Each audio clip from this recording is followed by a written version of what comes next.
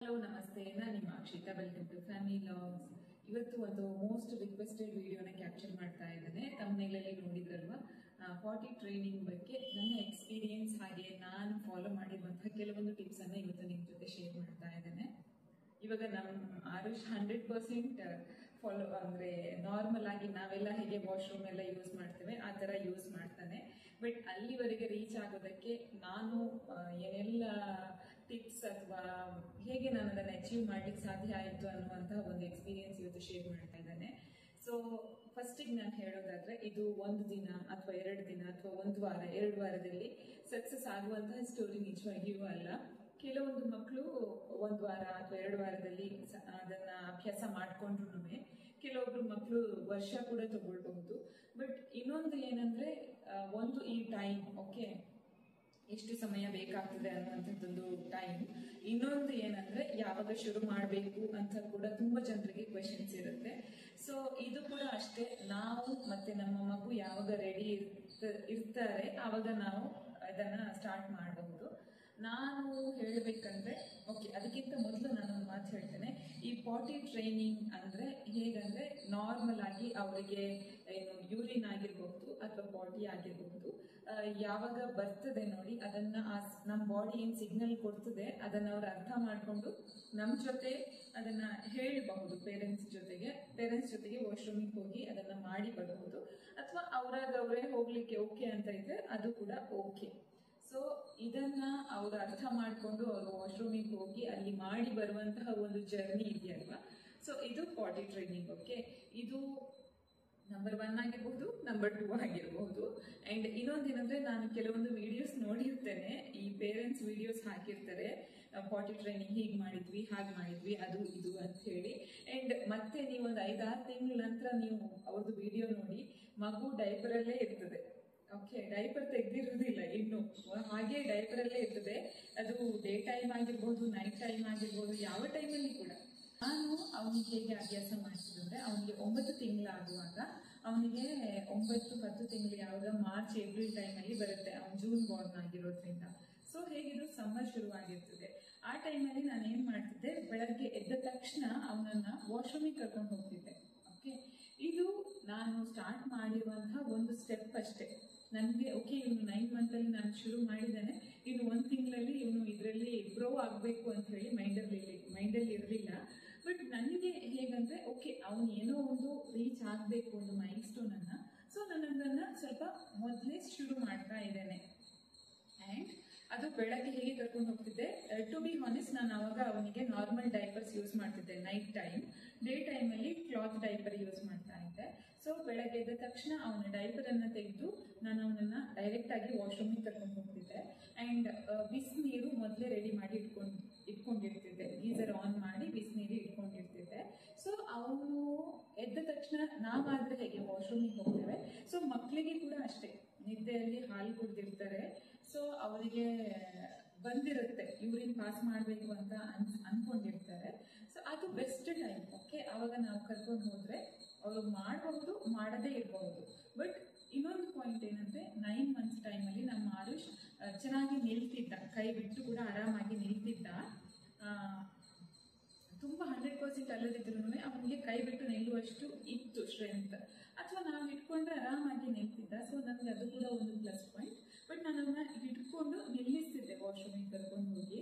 Normal ಆಗಿ ಕೆಲವೊಂದ್ಸಲ ಮಾಡ್ತಿದ್ದ, ಕೆಲವೊಂದ್ಸಲ ಮಾಡ್ತಿರ್ಲಿಲ್ಲ. ಬಟ್ ನಾನು ಡೈಪರ್ ತೆಗೆದದ್ದು ಕೂಡ ಇರುತ್ತಲ್ವ, ಸೊ ನೀರ್ ಹಾಕಿ ಕ್ಲೀನ್ ಮಾಡಿ ಅವನನ್ನ ಹೊರಗಡೆ ಕರ್ಕೊಂಡು ಬರ್ತಿದ್ದೆ. ಅದಾದ್ಮೇಲೆ ಸ್ನಾನಕ್ಕೆ ಹೋಗುವ ಮೊದಲು ಕೂಡ ಅದೇ ತರ ಮಾಡಿಸ್ತಿದ್ದೆ. ಅಂದ್ರೆ ಅವನಿಗೆ ನಿಲ್ಲಿಸಿ ಬೇಕಾದ್ರೆ ಸ್ವಲ್ಪ ಜಾಗಕ್ಕೆ ಸ್ವಲ್ಪ ನೀರು ಹಾಕಿ, ಅಂದ್ರೆ ಅದು ಮಾಡು ಅಂತ ಹೇಳಿ, ಒಬ್ಬೊಬ್ಬರಿಗೆ ಒಂದೊಂದು ಮಾತಿರುತ್ತೆ ಹೇಳೋದು. ನಾನು ಅವನಿಗೆ ಹೇಗೆ ಹೇಳಿದಂದ್ರೆ, ಉಶ್ ಆ ತರ ಮಾಡು ಅಂತ ಹೇಳಿ ಮಾಡಿಸ್ತಿದ್ದೆ.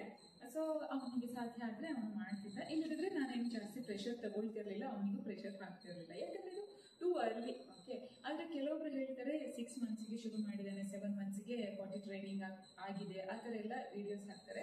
ಬಟ್ ನಾನು 9 ಮಂತ್ಸ್ಗೆ ಶುರು ಮಾಡಿದ್ದು, ಅದು ಯೂರಿನ್ ಅಲ್ಲಿ. ಓಕೆ, ಬಾಡಿ ಅಲ್ಲ, ಯೂರಿನ್ ಮಾತ್ರ. ಅಂಡ್ ಅದೇ ಸ್ನಾನದ ಟೈಮಿಗೆ ಅಥವಾ ಮಧ್ಯಾಹ್ನ ನಿದ್ದೆ ಮಾಡಿ ಹೇಳ್ತಾನಲ್ವಾ, ಅವಾಗ ಕೂಡ ಒಮ್ಮೆ ಅದೇ ತರ ಕರ್ಕೊಂಡು ಹೋಗಿ ಬರ್ತಿದ್ದೆ. ಅವಾಗ ನಾನು ಕ್ಲಾತ್ ಡೈಪರ್ ಹಾಕಿದ್ರು ಒಮ್ಮೆ ಹಾಗೆ ತೆಗೆದು ಅವನನ್ನ ವಾಶ್ರೂಮಿಗೆ ಕರ್ಕೊಂಡು ಹೋಗಿ ಕರ್ಕೊಂಡು ಬರ್ತಿದ್ದೆ. ಆ್ಯಂಡ್ ಮಧ್ಯಾಹ್ನ ನಿದ್ದೆ ಆದಮೇಲೆ ಕೂಡ ನಾನು ಆ ಥರ ಒಂದು ಫಾಲೋ ಮಾಡ್ತಿದ್ದೆ. ಅವನನ್ನು ವಾಶ್ರೂಮಿಗೆ ಕರ್ಕೊಂಡು ಬರ್ತಿದ್ದೆ. ಆವಾಗ ನಾನು ಡೇ ಟೈಮ್ ಯೂಸ್ ಮಾಡ್ತಿದ್ದು ಕ್ಲಾತ್ ಡೈಪರ್, ಅದನ್ನು ತೆಗೆದು ಒಮ್ಮೆ ಅವನನ್ನು ವಾಶ್ರೂಮಿಗೆ ಆ್ಯಂಡ್ ಮಧ್ಯಾಹ್ನ ನಿದ್ದೆ ಮಾಡಿ ಎದ್ಮೇಲೆ ಕೂಡ ಅವನನ್ನೊಮ್ಮೆ ವಾಶ್ರೂಮಿಗೆ ಕರ್ಕೊಂಡು ಹೋಗಿ ಬರ್ತಿದ್ದೆ. ಬಟ್ ಡೇ ಟೈಮ್ ನಾನು ಕ್ಲಾತ್ ಡೈಪರ್ ಯೂಸ್ ಮಾಡ್ತಿದ್ದೆ. ಆ್ಯಂಡ್ ಇದು 100% ನನಗೇನು ಸಕ್ಸಸ್ ಆಗಬೇಕು ಅಂತ ಇರಲಿಲ್ಲ. ಬಟ್ ಅವ್ನ ಮೈಂಡಲ್ಲಿ ಒಂದು ಇದ್ದರೆ ಒಳ್ಳೆಯದು ಅಂತ ಹೇಳಿದ್ದು. ಹೇಗಿದ್ರು ಅವನಿಗೆ ಎಕ್ಸ್ಪ್ರೆಸ್ ಮಾಡ್ಲಿಕ್ಕೆ ಬರೋದಿಲ್ಲ ಅಲ್ವಾ, ಎಕ್ಸ್ಪ್ರೆಷನಲ್ಲಿ ಮಾತ್ರ ಹೇಳಬೇಕು 9 ಮಂತ್ಸಲ್ಲೆಲ್ಲ. ಸೊ ನನಗೆ ಯಾವಾಗ ಟೈಮ್ ಇರುತ್ತೆ, ನನಗೆ ಯಾವಾಗ ಓಕೆ ಅಂತ ಇರ್ತದೆ, ಆವಾಗ ನಾನು ಆ ಥರ ಅವನನ್ನು ಕರ್ಕೊಂಡು ಹೋಗಿ ಬರ್ತಿದ್ದೆ. ಇದು 1 ವರ್ಷದವರೆಗೆ ನಾರ್ಮಲ್ ರುಟೀನ್, ನಾನೇನು ಅದನ್ನು ಚೇಂಜ್ ಮಾಡಲಿಲ್ಲ. ಮತ್ತು ಇನ್ನೊಂದು ಏನಂದರೆ, ನಾವು ಪಾಟಿ ಟ್ರೈನಿಂಗ್ ಮಾಡುವಾಗ ನಾವು ಅಮ್ಮಂದು ಸ್ಪೆಷಲ್ ಆಗಿ ಬೇಕಾದಷ್ಟು ಫುಡ್, ನೀರು ಎಲ್ಲ ತಗೊಂಡು ಸ್ಟ್ರಾಂಗ್ ಆಗಿದ್ದು ಮಾಡಬೇಕು. ಅದು 9 ಮಂತಲ್ಲಿ ಆಗಿರಲಿ ಅಥವಾ 2 ವರ್ಷದಲ್ಲಿ ಆಗಿರಲಿ. ಯಾಕಂದರೆ ಮಕ್ಕಳು ಟಕ್ಕಂತ ಮಾಡೋದಿಲ್ಲ. ಓಕೆ, ಆ್ಯಂಡ್ 9 ಮಂತಲ್ಲಿ ನಾವು ಶುರು ಮಾಡಿದರೆ ಅವರಿಗೆ ಎಕ್ಸ್ಕ್ಯೂಸ್ ಕೊಡ್ಬೋದು, ಓಕೆ ಇವತ್ತು ಮಾಡಲಿಲ್ಲ ಬಿಡುವ ಅಂತ ಹೇಳಿ. ಬಟ್ 2 ವರ್ಷದ ಮಗುವಿಗೆ ನಾವು ಎಕ್ಸ್ಕ್ಯೂಸ್ ಕೊಟ್ಟರೆ ಕೂಡ ಅವ್ರ ಮೈಂಡಲ್ಲಿ ಒಂದು ಇರುತ್ತೆ, ಓಕೆ ನಾನು ಈ ಥರ ಎಲ್ಲ ಕಿತಾಪತಿ ಮಾಡಿದರೆ ನನಗೆ ಎಕ್ಸ್ಕ್ಯೂಸ್ ಕೊಡ್ತಾರೆ, ನಾನು ಇದರಿಂದ ಎಸ್ಕೇಪ್ ಆಗಬಹುದು ಅಂತ ಹೇಳಿ. ಸೊ ಡಿಫ್ರೆನ್ಸ್ ಹಾಗಿರುತ್ತೆ. ಚಿಕ್ಕ ಏಜಲ್ಲಿ ನಾವೇನಾದರೂ ಚೇಂಜಸ್ ಮಾಡುವಾಗ ಎಕ್ಸ್ಕ್ಯೂಸ್ ಕೂಡ ಕೊಡಬಹುದು, ಆ್ಯಂಡ್ ಅವರಿಗೆ ಅದು ಅಷ್ಟೊಂದು ಡೀಪಾಗಿ ಅರ್ಥ ಕೂಡ ಆಗೋದಿಲ್ಲ. ಬಟ್ ದೊಡ್ಡವರಾಗಿ ಬೆಳೀತಾ ಇರುವಾಗ ಅವರಿಗೆ ಅರ್ಥ ಕೂಡ ಆಗುತ್ತೆ. ಸೊ ನಾನು ಎಕ್ಸ್ಕ್ಯೂಸ್ ಕೊಡ್ತಿದ್ದೆ ಅವನಿಗೆ. ಅದು ನಾನು ಎಕ್ಸ್ಕ್ಯೂಸ್ ತಗೊಳ್ತಿದ್ದೆ, ಅಥವಾ ಅವನಿಗೆ ಕೂಡ ಕೆಲವೊಮ್ಮೆ ಎಕ್ಸ್ಕ್ಯೂಸ್ ಕೊಡ್ತಿದ್ದೆ. ಸೊ ಈ ಥರ 9th ಮಂತಲ್ಲಿ ಜರ್ನಿ ಶುರುವಾಗಿತ್ತು. ಓಕೆ, 1 ವರ್ಷದವರೆಗೆ ಇಷ್ಟೇ, ಬೇರೇನೂ ವಿಶೇಷವಾಗಿ ಇರಲಿಲ್ಲ. ಮತ್ತು ಪುನಃ ಮಳೆ ಶುರುವಾಗಿತ್ತು. ಮತ್ತು ನಾನು ಅಷ್ಟೊಂದು ಪ್ರೆಷರ್ ಹಾಕ್ತಿರಲಿಲ್ಲ ಅವನನ್ನು ವಾಶ್ರೂಮಿಗೆ ಕರ್ಕೊಂಡು ಹೋಗೋದು ಅದು ಇದು ಅಂತ ಹೇಳಿ. ಆ್ಯಂಡ್ ಇನ್ನೊಂದು ಏನಂದರೆ, 1 ವರ್ಷ ಆಗಿ 1-2 ತಿಂಗಳಾಗುವಾಗ ಅವನಿಗೆ ಸ್ವಲ್ಪ ರ್ಯಾಷಸ್ ಬಂತು. ಅದು ಡೈಪರ್ ರ್ಯಾಷಸ್ ಅಲ್ಲ, ಬಟ್ ವೆದರ್ ಚೇಂಜ್ಗೆ ಸ್ವಲ್ಪ ರ್ಯಾಷಸ್ ಆಯಿತು. ಅದು ಕಾಲಲ್ಲಿ ಮಾತ್ರ ಅಲ್ಲ, ಈ ಕೈಯಲ್ಲಿ ಸ್ವಲ್ಪ ತಲೆಯಲ್ಲೆಲ್ಲ ಆಗಿತ್ತು. ಡಾಕ್ಟರನ್ನು ಕನ್ಸಲ್ಟ್ ಆಗಿದ್ವಿ, ಅವ್ರ ಹತ್ರ ಹೇಳಿದ್ವಿ ಕೂಡ ನಾವು ಕ್ಲಾತ್ ಡೈಪರ್ ಯೂಸ್ ಮಾಡೋದು ಅಂತ ಹೇಳಿ. ಬಟ್ ಅದು ಡೈಪರಿಂದ ಅಲ್ಲ, ವೆದರಿಂದ ಅಂತ ಅವ್ರಿಗೆ ಕೂಡ ಗೊತ್ತಾಗಿತ್ತು. ಅವರು ಕೂಡ ಅದನ್ನು ನಮಗೆ ನೀಟಾಗಿ ಅರ್ಥ ಮಾಡಿಸಿದ್ರು.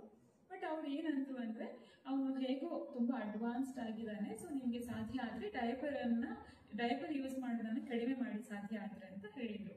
ಸೊ ನಾನು ಏನು ಮಾಡಿದೆ, 1 ವರ್ಷ ಆಗಿ 2 ತಿಂಗಳಾಗಿತ್ತು, ಮಳೆಗಾಲ ಕೂಡ ಆಗಿತ್ತು ನೋಡಿ.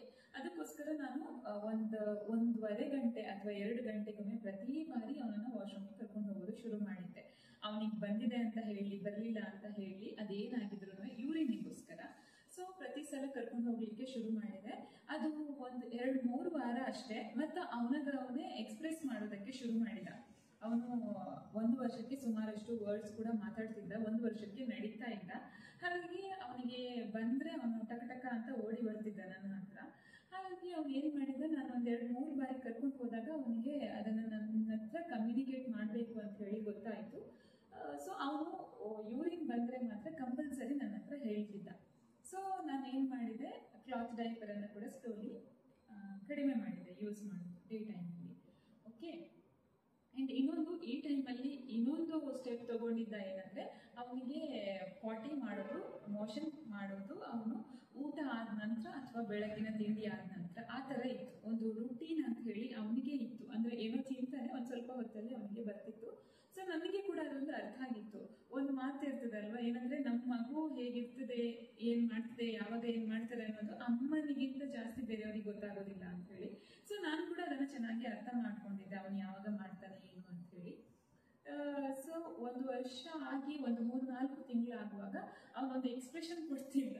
ನಾರ್ಮಲ್ ಆಗಿ ಮಕ್ಕಳೆಲ್ಲರೂ ಅದೇ ಥರ ಮಾಡ್ತಾರೆ, ಎಕ್ಸ್ಪ್ರೆಷನ್ ಕೊಡ್ತಾರೆ ಅವರಿಗೆ ಏನು ಬಂದ್ರೂ. ಸೊ ಈ ನಂಬರ್ 2 ಪಾಸ್ ಮಾಡುವಾಗ ಎಕ್ಸ್ಪ್ರೆಷನ್ ಮಾತ್ರ ಕಂಪಲ್ಸರಿ ಎಲ್ಲರಿಗೂ ಅರ್ಥ ಆಗುತ್ತೆ. ಸೊ ಆ ಥರ ಎಕ್ಸ್ಪ್ರೆಷನ್ ಬರುವಾಗ ನಾನು ಅವನನ್ನು ವಾಶ್ರೂಮಿಗೆ ಕರ್ಕೊಂಡು ಹೋಗ್ತಿದ್ದೆ. ಓಕೆ, ವಾಶ್ರೂಮಿಗೆ ಕರ್ಕೊಂಡು ಹೋಗಿ ನಾನು ಏನೇ ಒಂದು ಫ್ಯಾನ್ಸಿ ಈ ಪಾಟಿ ಸೀಟ್ ಅದೆಲ್ಲ ಬರುತ್ತಲ್ವ, ಅದನ್ನು ಯಾವುದು ಬೈ ಮಾಡಲಿಲ್ಲ. ಅದಕ್ಕೆ ರೀಸನ್ ಮತ್ತೆ ಹೇಳ್ತೇನೆ. ಸೊ ನನ್ನ ಹತ್ರ ಏನು ಸೀಟ್ ಎಲ್ಲ ಏನೂ ಇರಲಿಲ್ಲ. ಬಟ್ ನಾನಂತೂ ನಾವು ಯೂಸ್ ಮಾಡುವಂಥ ಟಾಯ್ಲೆಟ್ ಮೇಲೆ ಇಡುವಂಥ ಒಂದು ಸಿಂಪಲ್ ಸೀಟ್ ಬರುತ್ತೆ ನೋಡಿ, ಅದನ್ನು ಬೈ ಮಾಡಿದ್ದೆ. ಸೊ ಅದರಲ್ಲಿ ಕುತ್ಕೊಳ್ಳಿಸ್ಲಿಕ್ಕೆ ಟ್ರೈ ಮಾಡಿದರೆ ಅವನಿಗೆ ಅಷ್ಟೊಂದು ಕಂಫರ್ಟೇಬಲ್ ಆಗಲಿಲ್ಲ. ಸೊ ನನಗೆ ಅವನನ್ನು ಪ್ರೆಷರ್ ಮಾಡೋದು ಇಷ್ಟ ಇರಲಿಲ್ಲ. ಇನ್ನು 1 ವರ್ಷ ಆಗಿ 3-4 ತಿಂಗಳು ಜಾಸ್ತಿ ಏನು ಪ್ರೆಷರ್ ಹಾಕ್ತಿರ್ಲಿಲ್ಲ, ಯಾಕಂದರೆ ಅವನಿಗೆ ನಾನು ಹೀಗೆ ಇಟ್ಕೊಂಡ್ರೂ ಕುತ್ಕೊಳ್ಳಿಕ್ಕೆ ಅಷ್ಟೊಂದು ಕಂಫರ್ಟೇಬಲ್ ಅಂತ ಅನ್ನಿಸ್ತಾ ಇರಲಿಲ್ಲ. ಸೊ ನೆಕ್ಸ್ಟ್ ಏನು ಮಾಡ್ತಿದ್ದೆ ಅಂದರೆ ಅವನನ್ನು ಹಾಗೆ ಕರ್ಕೊಂಡು ಹೋದರೆ ವಾಶ್ರೂಮ್ಗೆ ಅವ್ನು ನಿಂತ್ಕೊಳ್ತಿದ್ದ. ಓಕೆ, ಕುತ್ಕೊಳ್ಳಿಕ್ಕೆ ಕೂಡ ಅಂದರೆ ಇಂಡಿಯನ್ ಸ್ಟೈಲಲ್ಲಿ ನಾವು ಹೇಗೆ ಕುತ್ಕೊಳ್ತೇವೆ, ಸ್ಕ್ವಾಟ್ಸ್ ಪೊಸಿಷನ್ ಏನಿರುತ್ತೆ ಅದರಲ್ಲಿ ಕುತ್ಕೊಳ್ಳಿಕ್ಕೆ ಕೂಡ ಅವನು ಅಷ್ಟೊಂದು ಕಂಫರ್ಟೇಬಲ್ ಇರಲಿಲ್ಲ. ಸೊ ನಿಂತ್ಕೊಂಡೇ ಆಲ್ಮೋಸ್ಟ್ ಒಂದು 2-3 ವೀಕ್ಸ್ ನಿಂತ್ಕೊಂಡೇ ಅವನು ಪಾಸ್ ಮಾಡ್ತಿದ್ದ. ಆ್ಯಂಡ್ ಇನ್ನೊಂದು ಏನು ಹೇಳ್ತೇನೆಂದರೆ, ಇವಾಗ ಹೆಚ್ಚಾಗಿ ವೆಸ್ಟರ್ನ್ ಟಾಯ್ಲೆಟ್ ಇರುತ್ತೆ, ಬಟ್ ಇಂಡಿಯನ್ ಟಾಯ್ಲೆಟ್ ಆಪ್ಷನ್ ಇದ್ದರೆ ನಾವೇನು 40 ಸೀಟ್ ಅದಕ್ಕೆಲ್ಲ ಹೋಗಬೇಕು ಅಂತ ಇಲ್ಲ. ನಾರ್ಮಲ್ ಆಗಿ ನಾವು ನಿಂತ್ಕೊಂಡು ಮಾಡಿಸಿದ್ರೂ ಅದರಲ್ಲೇ ಮಾಡಿಸ್ಬಹುದು ಮಕ್ಕಳಿಗೆ ಆರಾಮಾಗಿ. ಸೊ ಅದು ಒಂದು ಪ್ಲಸ್ ಪಾಯಿಂಟ್. ನಾನು ಸೀದಾ ಅದೇ ಫಾಲೋ ಮಾಡ್ಕೊಂಡು ಹೋದೆ. ನನಗೆ ಅದು ಫೀಸಿಬಲ್ ಅಂತ ಅನ್ನಿಸ್ತು, ಹೇಗಿದ್ರು ಅವೈಲೇಬಲ್ ಇತ್ತು ಈಸಿಲಿ ಅಂತ ಹೇಳಿ. ಸೊ ಅವನನ್ನು ನಿಂತ್ಕೊಂಡ್ರೆ ಹಾಗೆ ಅವನು ಮಾಡ್ತಿದ್ದ, ಮತ್ತು ನಾನು ಕ್ಲೀನ್ ಮಾಡಿ ಬರ್ತಿದ್ದೆ. ಅದು ಓಕೆ. ನನಗೆ ಇನ್ನೊಂದು ಏನಂದರೆ 40 ಸೀಟ್ ತೊಗೊಂಡ್ರೆ ಅದನ್ನು ನಾವು ಮನೆ ಒಳಗಡೆ ಹಾಲಲ್ಲಿ ಅಥವಾ ಅಲ್ಲಿ ಇಟ್ಟು ಅವರನ್ನು ಟ್ರೈನ್ ಮಾಡೋದು, ಅಲ್ಲಿ ಕೂತ್ಕೊಳ್ಳಿ, ಅದು ಮಾಡಿ ಇದು ಮಾಡಿ ಅಂತ ಹೇಳೋದು ನಂಗೆ ಅಷ್ಟೊಂದು ಅದು ಇಷ್ಟ ಇರಲಿಲ್ಲ. ಅವನು ಮಾಡ್ತಾನೆ ಅದು ವಾಶ್ರೂಮಲ್ಲೇ ಮಾಡಬೇಕು ಅಂತ ಹೇಳಿ ನನ್ನದೊಂದು ಮನಸ್ಸಲ್ಲಿತ್ತು. ಯಾಕಂದರೆ ಒಮ್ಮೆ ಆ ಸೀಟಲ್ಲಿ ಮಾಡ್ತಾನೆ, ಮತ್ತೆ ವಾಶ್ರೂಮಿಗೆ ಕರ್ಕೊಂಡು ಹೋಗೋದು ಇನ್ನೊಂದು ಟ್ರಾನ್ಸಾಕ್ಷನ್ ಇರುತ್ತೆ. ಸೊ ಮತ್ತೆ ಯಾಕೆ ಚೇಂಜಸ್ ಮಾಡೋದು ಅಂತ ಹೇಳಿ ಹೇಗಿದ್ರು ಡೈರೆಕ್ಟಾಗಿ ವಾಶ್ರೂಮಲ್ಲಿ ಅಭ್ಯಾಸ ಮಾಡುವ ಅಂತ ಹೇಳಿ ನಾನು ಆ ಥರ ಫಾಲೋ ಮಾಡಿದ್ದೆ. ಒಂದು ಸ್ವಲ್ಪ ದಿನ ಆದಮೇಲೆ ನಾನು ಇನ್ನೊಂದೇನು ಟಿಪ್ ಶುರು ಮಾಡಿದೆ ಅಂದರೆ, ಅವನನ್ನು ಸ್ಕ್ವಾಟ್ಸ್ ಪೊಸಿಷನಲ್ಲಿ ಕುತ್ಕೊಳ್ಳಿಕ್ಕೆ ಎನ್ಕರೇಜ್ ಮಾಡಲಿಕ್ಕೆ ಶುರು ಮಾಡಿದೆ. ಅದು ಅವ್ನು ನಾರ್ಮಲಾಗಿ ಆಟ ಆಡ್ತಾ ಇರುವಾಗ. ಸೊ ನಾರ್ಮಲಾಗಿ ಆಟ ಆಡ್ತಾ ಅವನಿಗೆ ಈ ಥರ ಕುತ್ಕೊಳ್ಬಹುದು ಅಂತ ಹೇಳಿ ತೋರಿಸಿಕೊಟ್ಟೆ. ಆವಾಗ ಅವನಿಗೆ ಕುತ್ಕೊಳ್ಳಿಕ್ಕೆ ಸಾಧ್ಯ ಆಯಿತು. ಅದಾದಮೇಲೆ ನೆಕ್ಸ್ಟ್ ಏನು ಕಷ್ಟನೇ ಇಲ್ಲ ನೋಡಿ. ನಮಗೆ ಇಂಡಿಯನ್ ಸ್ಟೈಲ್ ಟಾಯ್ಲೆಟ್ ಇದ್ದರೆ ಅಲ್ಲಿ ಆರಾಮಾಗಿ ಮಕ್ಕಳನ್ನ ಕರ್ಕೊಂಡು ಹೋಗಿ ಕುತ್ಕೊಳಿಸಿದ್ರೆ ಆಯಿತು, ಅವರು ಆರಾಮಾಗಿ ಮಾಡ್ತಾರೆ. ಇಂಡಿಯನ್ ಟಾಯ್ಲೆಟಲ್ಲಿ ಕುತ್ಕೊಳಿಸೋದಾದರೆ ನಾವು ಒಂದು ಯೋಚನೆ ಮಾಡಬೇಕೇನಂದರೆ, ಚಿಕ್ಕ ಮಕ್ಕಳಿಗೆ ಅದು ನಾರ್ಮಲ್ ಆಗಿ ದೊಡ್ಡವರು ಹೇಗೆ ಕುತ್ಕೊಳ್ತಾರೆ ಆ ಥರ ಕುತ್ಕೊಳ್ಳೋಕ್ಕೆ ಆಗೋದಿಲ್ಲ, ಕಾಲು ನೋವಾಗುತ್ತೆ. ಸೊ ನಾವು ಸೈಡಿಗೆ ಫೇಸ್ ಮಾಡಿ ಕುತ್ಕೊಳಿಸಿದ್ರೆ ಆರಾಮಾಗಿ ಅವರು ಮಾಡೋದಕ್ಕೆ ಆಗುತ್ತೆ. ಆ್ಯಂಡ್ ಅದನ್ನು ನಾನು ಎನ್ಕರೇಜ್ ಮಾಡಿದರೆ ಒಂದು 2-3 ದಿನದಲ್ಲೇ ಅವನಿಗೆ ಅದು ಅಭ್ಯಾಸ ಆಯಿತು. ಸೊ ಅದೇನು ಕಷ್ಟ ಅಂತ ಅನ್ನಿಸ್ಲಿಲ್ಲ. ಸೊ ಅದೇ ಥರ ಅವನು ಕಂಟಿನ್ಯೂ ಮಾಡ್ತಾ ಇದ್ದ. ಈ ಗ್ಯಾಪಲ್ಲಿ ಕೂಡ ಅವನನ್ನು ವೆಸ್ಟರ್ನ್ ಟಾಯ್ಲೆಟಲ್ಲಿ ಕುತ್ಕೊಳ್ಳಿಸ್ಲಿಕ್ಕೆ ನಾನು ಅಭ್ಯಾಸ ಮಾಡಿಸ್ತಿದ್ದೆ, ಬಟ್ ಅವನು ಕಂಫರ್ಟೇಬಲ್ ಇರಲಿಲ್ಲ. ಸೊ ನಾನು ಕೂಡ ಜಾಸ್ತಿ ಪ್ರೆಷರ್ ಹಾಕಲಿಲ್ಲ. ಇನ್ನು 1.5 ವರ್ಷ ಕೂಡ ಆಗಲಿಲ್ಲ ಅಂತ ಹೇಳಿ. ಬಟ್ ಏನಾಯಿತು, ಅವನು ಯೂರಿನ್ ಪಾಸ್ ಮಾಡೋದನ್ನು 100% ಶೇರ್ ಮಾಡ್ತಿದ್ದ ಆ ಟೈಮಲ್ಲಿ. ಓಕೆ, 1 ವರ್ಷ ಆಗಿ ಅದೇ 3-4 ತಿಂಗಳಾಗುವಾಗ. ಸೊ 1.5 ವರ್ಷ ಆಗುವಾಗ ಅವನು 100% ಏನು 40 ಬರ್ತಿದೆ ಅದನ್ನು ಆರಾಮ್ಸೆ ಮಾತಾಡಿ ಹೇಳ್ತಿದ್ದ, ನನಗೆ ಬರ್ತಿದೆ ಅಂತ ಹೇಳಿ ಅವನು ಕನ್ವೆ ಮಾಡ್ತಿದ್ದ. ಸೊ ಅವನನ್ನು ಕರ್ಕೊಂಡು ಹೋಗಿ ಕೂತ್ಕೊಳಿಸ್ತಿದ್ದೆ, ಅವ್ನು ಮಾಡ್ತಿದ್ದ, ಕ್ಲೀನ್ ಮಾಡಿ ಬರೋದು. ಇನ್ನೊಂದು ಏನಂದರೆ, ನಾನು 40 ಸೀಟ್ ತಗೊಂಡಿಲ್ಲ ಇನ್ನೊಂದು ರೀಸನ್ ಯಾಕಂದರೆ, ನಾವು ಅದನ್ನು ಕ್ಲೀನ್ ಮಾಡೋದು ಎಕ್ಸ್ಟ್ರಾ ಕೆಲಸ ಆಗುತ್ತೆ, ಮತ್ತು ಹೈಜೀನ್ ಆಗಿ ಮೇಂಟೈನ್ ಮಾಡೋದು ಸ್ವಲ್ಪ ಕಷ್ಟನೇ ಅಂತ ಹೇಳ್ಬೋದು. ಇನ್ನೊಂದು ಏನಂದರೆ, ನಾವು ವಾಶ್ರೂಮಲ್ಲಿ ಅವರನ್ನು ಆರಾಮಾಗಿ ಕುತ್ಕೊಳಿಸಿದ್ರೆ ನಾರ್ಮಲಾಗಿ ನಾವು ವಾಶ್ರೂಮ್ ಹೇಗೆ ಕ್ಲೀನ್ ಮಾಡ್ತೇವೆ ಅದೇ ಥರ ಮಾಡಿದ್ರಾಯಿತು. ಈಸಿ ಆಗುತ್ತೆ ಕೆಲಸ, ಜಾಸ್ತಿ ಏನು ಎಕ್ಸ್ಟ್ರಾ ಕೆಲಸ ಏನೂ ಇರೋದಿಲ್ಲ. ಮತ್ತೊಂದು ಪಾಯಿಂಟ್ ನಾವು ನೆನ್ಪಿಟ್ಕೊಳ್ಬೇಕು ಮಕ್ಕಳಿಗೆ ಈ ಥರ ಟ್ರೈನಿಂಗ್ ಮಾಡುವಾಗ ಏನಂದರೆ, ಬಾತ್ರೂಮ್ ತುಂಬ ಹೈಜೀನ್ ಆಗಿರಬೇಕು, ಕ್ಲೀನಾಗಿ ಇಟ್ಕೊಂಡಿರಬೇಕು. ಮತ್ತು ತುಂಬ ವೆಟ್ ಇದ್ದರೆ ಅವರಿಗೆ ಕೂಡ ಅಷ್ಟೊಂದು ಇಷ್ಟ ಆಗೋದಿಲ್ಲ. ಟಾಯ್ಲೆಟಿಗೆ ಕರ್ಕೊಂಡೋಗಿ ಈ ಥರ ಟ್ರೈನ್ ಮಾಡೋದಾದರೆ ನಾವು ಒಂದು ಟಾಯ್ಲೆಟ್ ಫಸ್ಟ್ಗೆ ಕ್ಲೀನಾಗಿ ಇಟ್ಕೊಂಡಿರಬೇಕು. ಇನ್ನೊಂದೇನೆಂದರೆ, ಅವರನ್ನು ಕುತ್ಕೊಳಿಸಿ ಕರ್ಕೊಂಡು ಬರುವಾಗ ಮೈಕೈ ಎಲ್ಲ ತೊಳಿಸಿ ಕರ್ಕೊಂಡು ಬಂದ್ರೇ ಒಳ್ಳೆಯದು. ಯಾಕಂದರೆ ಮಕ್ಕಳು ಸುಮ್ಮನೆ ಈ ಥರ ಕುತ್ಕೊಂಡು ಮಾಡೋದಿಲ್ಲ, ಅಲ್ಲಿ ಇಲ್ಲಿ ಮುಟ್ಟೋದು, ಅದು ಮಾಡೋದು, ಇದು ಮಾಡೋದು ಇದ್ದೇ ಇರುತ್ತೆ. ಯಾಕಂದರೆ 1-2 ನಿಮಿಷದ ಕೆಲಸ ಅಲ್ಲ, ಅದು ತುಂಬ ಟೈಮ್ ತೊಗೊಳ್ತದೆ ಅಲ್ವಾ. ಅವನು 1 ವರ್ಷ ಆಗಿ 8-9 ತಿಂಗಳಾಗುವಾಗ ನೈಟ್ ಟೈಮ್ ಕೂಡ ಡೈಪರ್ ವೇಟ್ ಮಾಡೋದು ಕಡಿಮೆ ಮಾಡಿದ್ದ. ಸೊ ನಾನು ಆವಾಗ ನೈಟ್ ಟೈಮ್ ಡೈಪರ್ ಹಾಕೋದನ್ನು ಸ್ಟಾಪ್ ಮಾಡಿದ್ದೆ. ಮತ್ತೆ ಏನಾಯಿತು, ಮತ್ತೆ ಮಳೆಗಾಲ ಚಳಿಗಾಲ ಎಲ್ಲ ಬರುವಾಗ ಆಕ್ಸಿಡೆಂಟ್ಲಿ ಅವನು ಕೆಲವೊಮ್ಮೆ ಒದ್ದೆ ಮಾಡ್ತಿದ್ದ. ಅದಕ್ಕೋಸ್ಕರ ನಾನು ಕೆಲವೊಂದು ದಿನ ಡೈಪರ್ ಹಾಕ್ತಿದ್ದೆ, ಅಥವಾ ಕೆಲವೊಂದು ದಿನ ನಾನು ಏನು ಮಾಡ್ತಿದ್ದೆ ಅಂದರೆ, ಮ್ಯಾಟ್ ಇರುತ್ತಲ್ವ ನಾರ್ಮಲ್ ಆಗಿ ಮಕ್ಕಳಿಗೆ ಯೂಸ್ ಮಾಡುವಂಥದ್ದು, ಅದನ್ನು ಅವನ ಅಡಿಗೆ ಹಾಕಿ ಅದರ ಮೇಲೆ ಒಂದು ಬೆಡ್ಶೀಟ್ ಹಾಕಿ ಇಡ್ತಿದ್ದೆ. ಸೊ ಅವ್ನು ಒದ್ದೆ ಮಾಡಿದ್ರು ನಮ್ಮ ಬೆಡ್ಡಿಗೆ ಏನು ಆಗಬಾರ್ದು ಅಂತ ಹೇಳಿ. ಬಟ್ ಇವಾಗ ಕಂಪ್ಲೀಟ್ಲಿ ಸ್ಟಾಪ್ ಮಾಡಿದ್ದಾನೆ. ಡೇ ಟೈಮ್ ಆಗಲಿ ನೈಟ್ ಟೈಮ್ ಆಗಲಿ ನೋ ಡೈಪರ್ಸ್. ಅವನಿಗೆ 2 ವರ್ಷ ಕಂಪ್ಲೀಟ್ ಆಗುವಾಗ ಫೀಡ್ ಮಾಡೋದು ಸ್ಟಾಪ್ ಮಾಡಿದ್ದೆ, ಬ್ರೆಸ್ಟ್ ಫೀಡಿಂಗ್. ಸೊ ಅದಾದಮೇಲೆ ನೈಟ್ ಟೈಮ್ ನಾವೇನು ಲಿಕ್ವಿಡ್ ಕೊಟ್ಟಿರ್ತೇವೆ ಅದರಿಂದ ಮಾತ್ರ ಅವರು ಯೂರಿನ್ ಪಾಸ್ ಮಾಡಬೇಕಾಗ್ತದೆ. ಬಟ್ ಇನಿಷಿಯಲ್ ಒಂದು 2-3 ಮಂತ್ಸ್ ನಾನು ಸ್ವಲ್ಪ ಬೇರೆ ಏನಾದರೂ ಅವನಿಗೆ ಕೊಡ್ತಿದ್ದೆ ಲಿಕ್ವಿಡನ್ನು. ಅದು ಸ್ವಲ್ಪ ಜಾಸ್ತಿ ಆಗ್ತಿತ್ತು, ಕೆಲವೊಂದು ಸಲ ಸ್ವಲ್ಪ ಕಡಿಮೆ ಆಗ್ತಿತ್ತು. ಅದು ವೇರಿ ಆಗ್ತದಲ್ವ ನಾವು ಎಷ್ಟು ಕೊಡ್ತೇವೆ ಅನ್ನೋದು. ಸೊ ಅದಕ್ಕೋಸ್ಕರ ನಾನು ಸ್ವಲ್ಪ ಡೈಪರ್ ಕೂಡ ಹಾಕ್ತಿದ್ದೆ ಕೆಲವೊಂದು ದಿನ, ಅಥವಾ ನಾನು ಮ್ಯಾಟ್ ಹಾಕಿ ಮಲಗಿಸ್ತಿದ್ದೆ.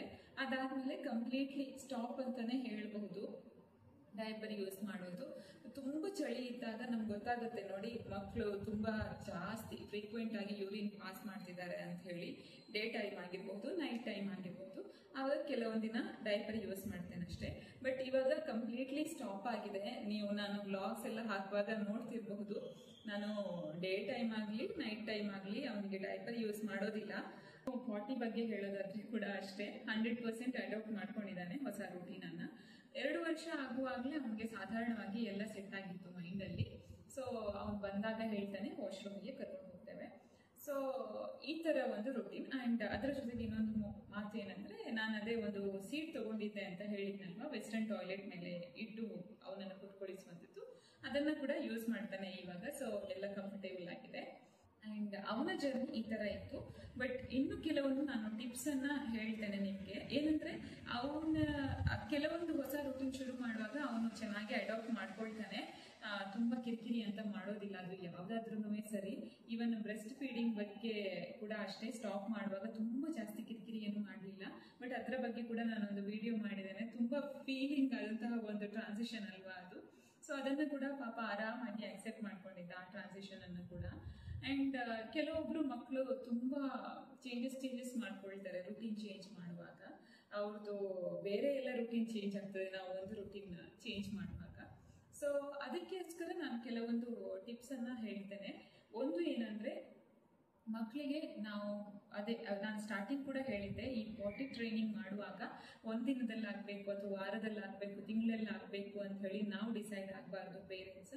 ಒಬ್ಬೊಬ್ರು ಮಕ್ಕಳು ಒಂದೊಂದು ರೀತಿ ಇರ್ತಾರೆ. ಸೊ ಅವ್ರು ತುಂಬ ಜಾಸ್ತಿ ಟೈಮ್ ತೊಗೊಂಡ್ರೆ ನಾವು ಅದನ್ನು ಅಕ್ಸೆಪ್ಟ್ ಮಾಡಬೇಕು. ಇನ್ನೊಂದು ಏನಂದರೆ, ನಮಗೆ ಹುಷಾರಿಲ್ಲ, ನಮಗೆ ಸ್ವಲ್ಪ ಟಯರ್ಡ್ನೆಸ್ ಇದೆ ಅಥವಾ ಏನೋ ಒಂದು ಇದೆ ಅಂತ ಇದ್ದರೆ ಆ ದಿನ ನೀವು ಸ್ಕಿಪ್ ಮಾಡಿ ಬಿಡಿ, ಏನೂ ಪ್ರಾಬ್ಲಮ್ ಆಗಲ್ಲ.